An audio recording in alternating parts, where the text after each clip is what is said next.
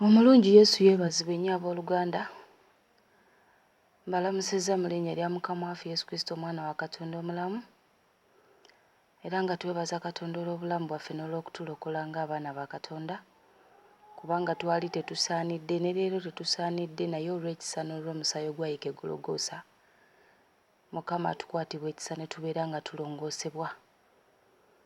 Owaawo twebaza Katonda olw'ekiseera kino n'olw'obulamu bwaffe ffenna, era ng'abooluganda mu kiseera kino eky'enkomerero nga Yesu Kristo akomawo okutwala abalonde be, Mukama akyayogera naffe, akyatulabula, akyatumanyisa biki by'ayagala, era akyayagala tubeere nga tumanya amateeka ge, ebiragiro bye, tugonde bwe tuba nga tumwagala.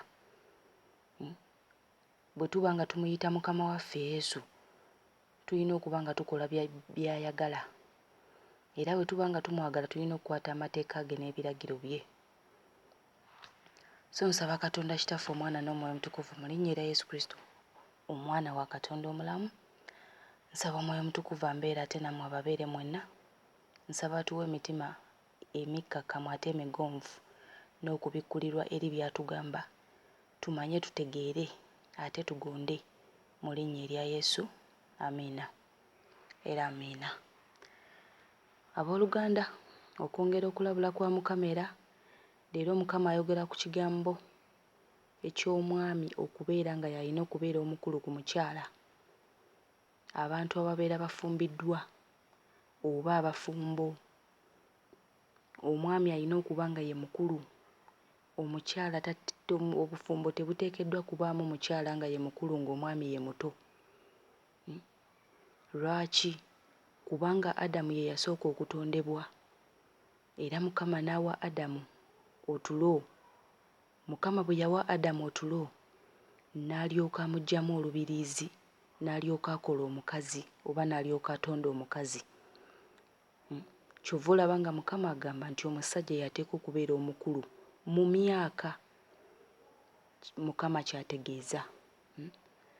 Era abooluganda tuteekeddwa okuba nga tugondera Mukama, kubanga mujjukire jjajjaffe Ibulayimu yali mugonvu nnyo eri Mukama waffe, kubanga Mukama bwe yamugamba nti vva mu nsi y'ewammwe ogende mu nsi gye ndikulagiramu omukisa, Abulahamu teyanyooma Mukama, yatambula n'agenda nga Mukama bwe yali amugambye, kuba yalina emyaka 75. Yandirabye ng'akaddiye, ne yeebuuza muli Mukama agenda kumpa ki ku gino emyaka, naye yatambula n'obugonvu obungi n'agenda Mukama gye yamugamba. Bwe kityo naffe bwe kitwetaagisa okugonda abaana ba Katonda ffenna. Era bwe batyo Ibulayimu baamukomola ng'alina emyaka 99. Era yali akaddiye, Mukama n'amugamba okuba nga akomolwa. Ibulayimu teyakayana na Mukama, n'agonda eri Mukama, Ibulayimu n'akomolwa.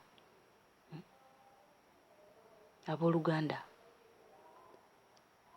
era bw'atyo Mukama n'abaako omuganda afamu gwe yawa okwolesebwa nga alaga nti yalina waali ng'ali mu kufumbirwa. Naye bwe yali ng'agenda kufumbirwa, omusajja gwe yali agenda okufumbirwa yali muto ku ye, ng'omukyala ye mukulu. Naye omukyala n'agaana, n'amugamba nedda, wannimbye emyaka gyo, sisobola kufumbirwa nga nze mukulu nga ggwe muto, nga nze nina emyaka emingi.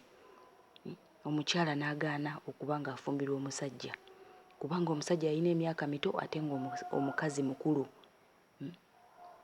So abooluganda, bw'oba nga olwedde mwafumbirwa dda, bwe muba nga olwedde muli bafumbo, oba nga wafumbirwa omusajja,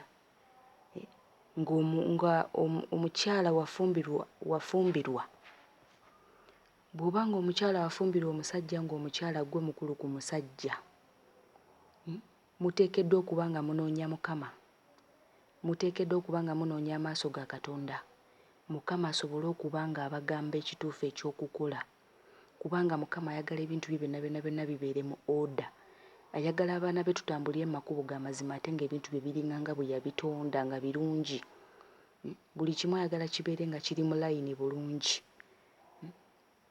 So abooluganda tetuteekeddwa kubanga olw'okubanga twamala dda okufumbirwa bwe kikusanga eyo ng'olwedde wafumbirwa dda ng'omukyala gwe mukulu tekikwetaagisa kuyomba oba mwawukanirewo obwo obudde nedda wabula muteekeddwa okunoonya Mukama muteekeddwa okwogera ne Mukama era temugamba mbu ffe ate twafumbirwa dde ate kati tunaakikolera ki era tekisigala bwe kityo munoonye Mukama temubeera comfortable mu ekyo olw'okuba mwafumbirwa dda omukyala toteekeddwa kubeera mukulu ku myaka gyo tegiteekeddwa kubeera mingi kujja bbaawo omusajja alina okubeera n'emyaka emingi ku gigyo tuve mu eno enjogera y'ensi egamba nti nno kubanga abantu batera okugamba nti mu kwagala emyaka tekimataringa abantu bwe kiba nti mweyagala emyaka tetufaayo eyo bannaayo enjogera ya nsi era Mukama atwawula ku bintu by'ensi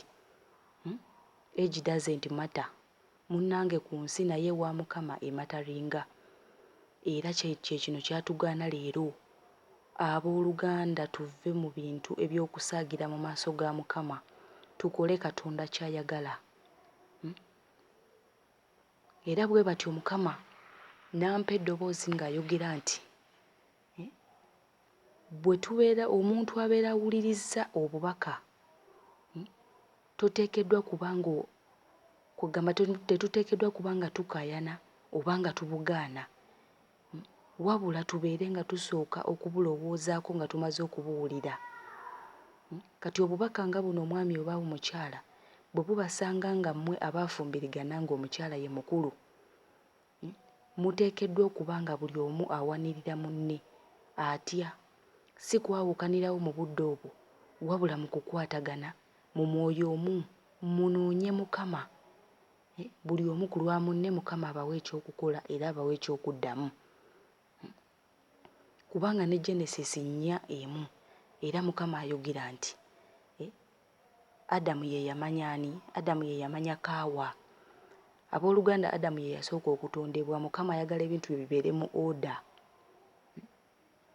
mubeere mu kuteesa mubeere mu kutegeeragana munoonye Mukama Mukama ababuulire ekyokukola kubanga Mukama ayogera Katonda waffe si mwana wa muntu yatuwa amaaso tasobola kubanga talaba yatuwa amatu tasobola kubanga tawulira yatuwa emimwa tasobola kubanga tayogera munoonye Mukama ababuulire ekyokukola muleme okufiira mu kibi kuba Mukama buli kyatugaana mu maaso g'olwo kibeera kibi kati gwe yenna ali mu bufumbo ng'omukyala tugeze ng'omwami wa myaka 4 omukyala oli wa 5 obwo obufumbo Mukama bwagaana omusajja gwe olina okuba owa 5 omukazi n'abo owa 4 omusajja yalina okubeera omukulu kuba ye yasooka okutondebwa Mukama bw'ayagala ebintu bye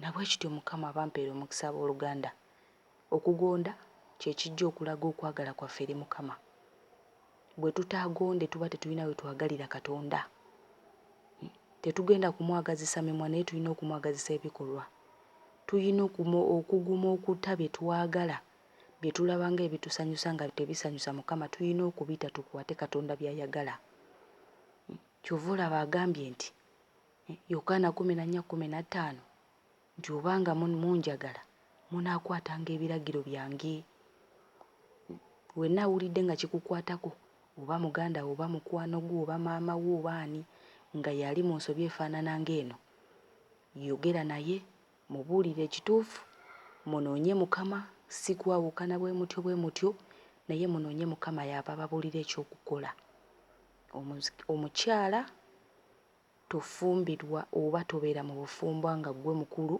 ng'omusajja ye muto ku ggwe ebyo Mukama tabikkiriza omusajja gw'oteekeddwa okuba ng'oli mukulu ku mukyala gwe wawasa Mukama abanjagalire abampeera omukisa nga tugonda ate nga tukolerera obwakabaka kubanga Bayibuli egambye ekkubo ffunda era n'abaliraba batono naye ate ligenda mu kuzikirira ggazi abalirimu bangi naye bwe tunaagonda nga Mukama bw'atuyambye okutuba nga atulabula bwe tutyo bwe tunaayingira mu kkubo effunda ebintu bino muyinza okugamba nti musumba wange taabimbuuliranga naye Katonda ng'atutereeza tewali muntu n'omu agenda tuuka mu maaso ga Mukama agambe musumba teyaŋŋamba tolifuna kwewolereza kwonna ng'olina bayibuli, tolikufuna wabula awulidde gonda okole Katonda ky'ayagala. Mukama abampeera omukisa ate era abanjagalire mu linnya erya Mukama waffe Yesu. Amiina era amiina.